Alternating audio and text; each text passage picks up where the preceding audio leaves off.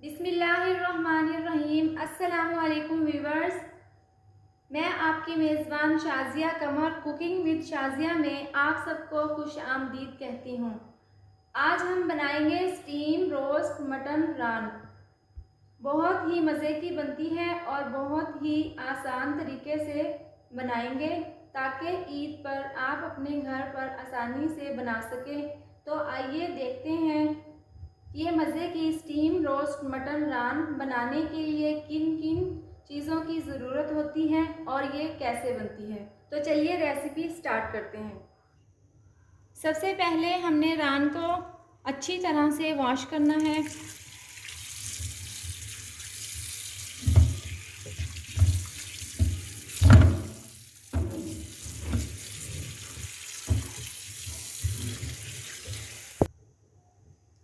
Cut हमने इसके पहले ही लगा लिए थे। अब हमने इसको वॉश करने के बाद इसका पानी अच्छी तरह से खुश्क करना है। कट आप बाद में भी धोने के बाद भी लगा सकते हैं, मैंने पहले ही लगा लिए थे। मटन रान धोते वक्त मैंने चूल्हे पर पतीला रख दिया था और उसमें पानी डाल दिया था ताकि मेरा वक्त ज़ाया ना हो और पानी भी उबल जाए। आप देखिए कि मैंने ये इसको मटन रान को धो भी लिया है और ये पानी भी उबल चुका है। अब हम इसमें इस मटन रान को पानी में उबालेंगे।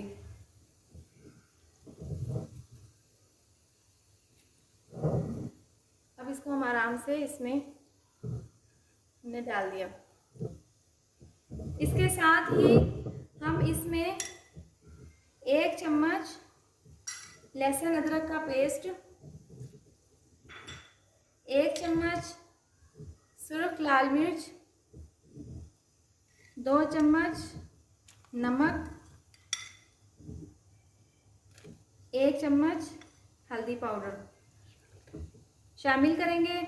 हल्दी पाउडर डालने से गोश्त की स्मेल ख़त्म होती है और इससे बहुत अच्छा फ्लेवर आता है।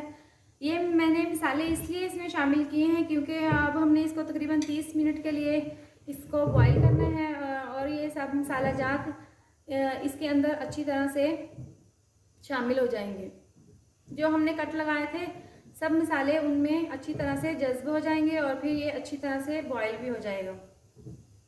अब हम इसको ढक कर रख देंगे और 30 मिनट तक इसको बॉईल करेंगे। इसको बॉईल होते हुए आज 30 मिनट हो चुके थे और इसके बाद हमने इसको पानी से निकाल कर डिश में रखा ताकि इसका पानी खुश्क हो जाए। आप देख सकते हैं कि इसके जो हमने मसाला वगैरह इसमें डाले थे वो इसमें अच्छी तरह से जज्ब हो गए हैं। अब हम इसको ऑयल में फ्राई कर लेंगे।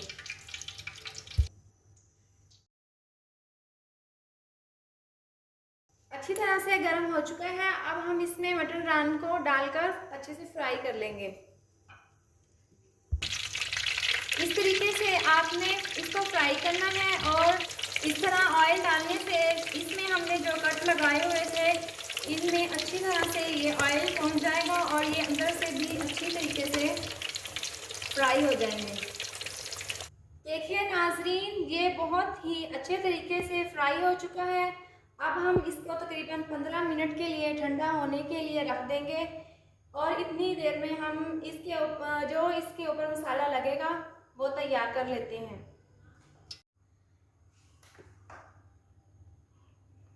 इस पर मसाला लगाने के लिए जिन चीज़ों की ज़रूरत है हमें वो उनमें सबसे पहले कुटी हुई लाल मिर्च, नमक, गरम मसाला, पपीता पाउडर, लेमन जूस, दही, केचप, कॉर्नफ्लोर, लहसुन अदरक का पेस्ट शामिल है। अब हम इसका मिक्सचर तैयार करेंगे। चलिए मिक्सचर तैयार करते हैं। तो सबसे पहले हमने 4 बड़े चम्मच दही के लेने हैं, 2 खाने वाले चम्मच केचप के, 1 चम्मच कुटी हुई लाल मिर्च, 1 चम्मच नमक। जब हमने मटन रान को बॉईल किया था तो नमक हमने उसमें भी शामिल किया था, इसलिए हमने इसमें अब 1 चम्मच डाला है और 1 चम्मच गरम मसाला पिसा हुआ, आधी चम्मच पपीता पाउडर और तकरीबन 1 चम्मच कॉर्नफ्लोर, 1 चम्मच लहसुन अदरक का पेस्ट और ये हमने 6 अदद लेमन ले लिए थे, उनका रस निकाल लिया है। अब हम इसमें इसको भी शामिल करेंगे और इसको अब अच्छी तरह से मिक्स करेंगे।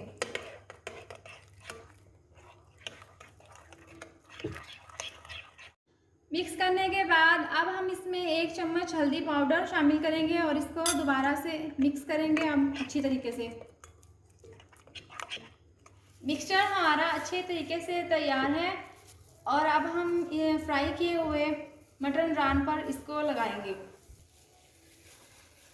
अब इसको इस तरह से आपने मसाला लगाना है अच्छी तरीके से। ये जो कट लगे हुए हैं इनके अंदर भी अच्छी तरह से मसाला आपने भर देना है।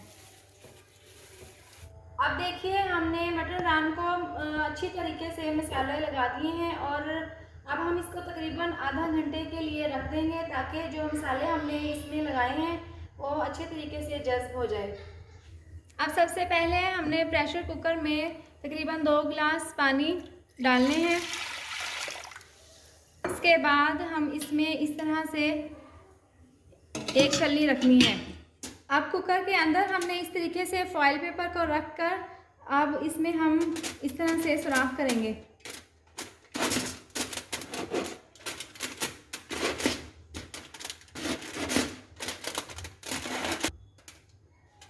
अब देखिए नाज़रीन, हम इसको इस तरीके से ये फॉइल पेपर पे रख कर इसको हम अच्छी तरह से कवर कर देंगे और फिर हम कुकर का ढक्कन बंद करके इसको तकरीबन 1 घंटे के लिए स्टीम करेंगे। अब देखिए प्रेशर कुकर का ढक्कन बंद करके मैंने इसको चूल्हे पर रख दिया है। अब इसको मैं तकरीबन 15 मिनट तक फुल आग पर पकाऊंगी और फिर उसके बाद 45 मिनट मैं इसको हल्की आंच पर पकाऊंगी और तकरीबन हम 1 घंटे के बाद इसको ढक्कन खोलकर हम चेक करेंगे। मटन रान को तकरीबन स्टीम होते हुए 1 घंटा हो चुका है। अब हमने इसको डिश में निकाल लिया है। अब हम आपको इसका फॉइल पेपर खोल के चेक कराते हैं। आप देख सकते हैं कि ये अच्छी तरीके से गल चुका है।